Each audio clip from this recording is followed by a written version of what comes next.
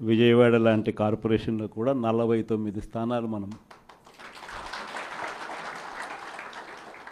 అప్పట్లో గెలిస్తే తెలుగుదేశం పార్టీ కూటమి వీళ్ళకు వచ్చిన స్థానాలు 14, కమ్యూనిస్టులకు వచ్చింది 1. ఈ 49 స్థానాలకు మనం గెలిస్తే 64కు గాను వాళ్ళకు కేవలం 14 స్థానాలు ఉన్నప్పటికీ ఎన్నికలు అయిపోయిన తర్వాత రోజు నుంచి రకరకాల భయాలు, రకరకాల ప్రలోభాలు అదే పనిగా పెడుతూ ఒక 11 మందిని మాత్రం భయపెట్టో ప్రలోభాలు పెట్టో తీసుకోవడం జరిగింది. అయినప్పటికీ 38 మంది నిఠారుగా నిలబడ్డారు అని చెప్పడానికి గర్వపడతాను. ఎందుకు ఈ మాట చెప్తా ఉన్నాను అని అంటే దానికి కారణం కూడా ఒకటే. ఇన్ఫ్యాక్ట్ ఏ కార్పొరేషన్ చూసుకున్నా, ఏ మున్సిపాలిటీ చూసుకున్నా, రాష్ట్రంలో ఉన్న ఏ జెడ్పీటీసీ పరిధిలో ఉన్న ఏ మండలం తీసుకున్నా, అటు ఎంపీపీలైనా కానీ, అటు జెడ్పీటీసీలైనా కానీ, సర్పంచ్లైనా కూడా, ఏది తీసుకున్నా కూడా ఎన్నికలు అయిపోయిన తర్వాత 3 సంవత్సరాల తర్వాత లోకల్ బాడీ ఎన్నికలు జరిగితే అటువంటి ఎన్నికల్లో ఈ రకమైన రిజల్ట్స్తో రాష్ట్రమంతా క్లీన్ స్వీప్ చేసిన పరిస్థితి వైఎస్ఆర్సీపీ ప్రభుత్వం, మన ప్రభుత్వం.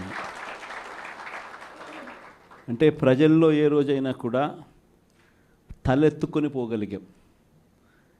ప్రజలకు ఎన్నికల మేనిఫెస్టో అని చెప్పి ఏదైతే ఎన్నికల వేళ మనం ఏదైతే ఇచ్చామో, చూపించామో, ఏదైతే చూపించి మనం ఓట్లు అడిగామో, ఆ ఎన్నికల మేనిఫెస్టోలో 99% హామీలను నెరవేర్చి ప్రతి నెల ఏ పథకం అమలు చేస్తూ ఉన్నామో బడ్జెట్ ప్రవేశపెట్టే రోజే సంక్షేమానికి సంబంధించిన క్యాలెండర్ కూడా రిలీజ్ చేస్తూ, ఇదిగో ఈ నెల ఈ పథకం, ఇదిగో ఈ నెల ఈ పథకం, ఇదిగో ఈ నెల ఈ పథకం అంటూ క్రమం తప్పకుండా ప్రతి సంవత్సరం ఎక్కడా కూడా ప్రజలకు నష్టం జరగకుండా, ఇబ్బందులు పడకుండా, క్రమం తప్పకుండా ఇచ్చిన ప్రభుత్వం ఏదైనా ఉంది అని అంటే అది దేశ చరిత్రలో ఒక వైఎస్ఆర్సీపీ ప్రభుత్వం మాత్రమే అని చెప్తాను. వైఎస్ఆర్సీపీ అన్న పార్టీ నిజంగా ఒక విలువల కోసం నిలబడిన పార్టీ. నా దగ్గర నుంచి మొదలెడితే ప్రతి కార్యకర్త కూడా, ప్రతి గ్రామ స్థాయిలో ఉన్న కార్యకర్త కూడా కాలర్ ఎగిరేసుకొని ఇది నా పార్టీ అని చెప్పి గర్వంగా చెప్పుకునే, వాళ్ళకి ఏదైతే మనం చెప్పామో అది చేసి చూపించిన తర్వాతనే మనం ఓట్లు అడిగి గెలిచాము. కాబట్టి ప్రజల దగ్గర ఏ రోజు మన విలువ తగ్గల. కానీ ఎన్నికలైన 9 నెలలు కూడా తిరక్క మునిపే ఈరోజు ఏ తెలుగుదేశం పార్టీ కార్యకర్త కూడా గడప గడప అంటూ ప్రజల ఇళ్లకు వెళ్ళే పరిస్థితి ఏ ఒక్కరికి కూడా లేదు, ఎమ్మెల్యే దగ్గర నుంచి కార్యకర్త దాకా. కారణం, ఏ గడపకు వెళ్ళినా కూడా వీళ్ళు ఎన్నికలకు ముందు ఇచ్చిన వీళ్ళ మేనిఫెస్టో సూపర్ 6లు, సూపర్ 7లు ప్రజలు వీళ్ళకి ఇలా చూపించి, ఆ ఇంట్లో నుంచి ఒక చిన్న పిల్లాడు బయటకు వస్తాడు, నా 15,000 ఏమైంది అని అడుగుతాడు. ఆ ఇంట్లో నుంచి 2 పిల్లలున్నా, 3 పిల్లలున్నా ప్రతి పిల్లాడు బయటకు వచ్చి ఆ తెలుగుదేశం పార్టీ ఇంటికి వచ్చిన తెలుగుదేశం పార్టీ నాయకుడిని, కార్యకర్తను ఆ పిల్లాడు కూడా ప్రశ్నిస్తాడు, నా 15,000 ఏమైంది అని. వీళ్ళింటికి పోయినప్పుడు ఆ పిల్లల తల్లులు ప్రశ్నిస్తారు, నా 18,000 ఏమైంది అని చెప్పి. 50 ఏళ్ళు నిండిన వాళ్ళు వచ్చి ప్రశ్నిస్తారు, నాకు 50 ఏళ్ళకే పెన్షన్ ఇస్తానన్నా, నా 48,000 ఏమైంది అని చెప్పి. అదే ఇంట్లో 20 ఏళ్ళ పిల్లోడు,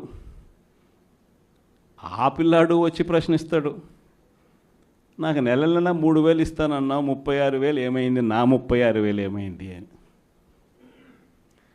అదే ఇంట్లో బహుశా విజయవాడలో కొంచెం రైతులు తక్కువేమో కానీ కొంచెం గ్రామీణ ప్రాంతాలకు పోతే రైతులు కూడా కండువా వేసుకొని వచ్చే ప్రతి రైతు కూడా నా 20,000 సంగతి ఏమైంది అని అడుగుతాడు. ఇలా ఏ ఇంటికి వెళ్ళినా కూడా తెలుగుదేశం పార్టీ నాయకులకు కానీ కార్యకర్తలకు కానీ ప్రజలకు సమాధానం చెప్పుకోలేని పరిస్థితుల్లో వాళ్ళు ఉన్నారు. ఎన్నికలప్పుడు ఏదైతే మాట చెప్పాడో ఆ రోజేమో మేము చెయ్యకపోతే మా కాలర్ పట్టుకోండి అని అన్నాడు. మరి ఈరోజు ప్రజలు కాలర్ పట్టుకుంటారేమో అని చెప్పి భయపడి రెడ్ బుక్ రాజ్యాంగం నడుపుతూ ఉన్నారు. ఈరోజు ఏమంటా ఉన్నారు, ఎన్నికలు అయిపోయిన 9 నెలల తర్వాత ఈరోజు ఏమంటా ఉన్నారు, సంపద సృష్టించడం ఎట్టనో నా చెవిలో చెప్తే నేను తెలుసుకుంటాను అంటున్నాను. ఇది వాస్తవాలు. ఇదే మాటలు ఎన్నికలకు ముందు నేను చెప్పా, చంద్రబాబు నాయుడు నమ్మడం అంటే చంద్రముఖిని నిద్ర లేపడమే అని. ఇదే మాటలు నేను ఎన్నికలప్పుడు చెప్పిన, చంద్రబాబు నాయుడు నమ్మడం అంటే పులి నోట్లో తలబెట్టడమే అని చెప్పి. ఇదే మాటలే నేను చెప్పా మేనిఫెస్టో ప్రజెంటేషన్ చేసేటప్పుడు. ఇక్కడ ఇలా నిల్చుని ఇలా మేనిఫెస్టోని ఇలా చూపించా. మన మేనిఫెస్టోని ఇలా చూపిస్తూ వాళ్ళు చెప్పిన మేనిఫెస్టో హామీలను కూడా ఇలానే చూపిస్తూ చెప్పా.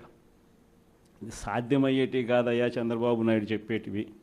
రాష్ట్రానికి సంబంధించిన బడ్జెట్ ఇది, మనం చేస్తూ ఉన్న బటన్లు నొక్కే కార్యక్రమం ఇది, దీనికే ఇంత డబ్బు ఖర్చు అవుతుంది. మరి చంద్రబాబు నాయుడు ఏమో 1,72,000 కోట్లు సంవత్సరానికి అయ్యే ప్రతిపాదనలు ఆయన చెప్తా ఉన్నాడు. సూపర్ 6లు మోసము, సూపర్ 7లు మోసము అని చెప్పి చెబుతూ మనమేం చేయగలుగుతాము అన్నది కూడా ప్రజలకు అర్థమయ్యేట్టుగా కూడా మేనిఫెస్టో సందర్భంగా కూడా చెప్పడం జరిగింది.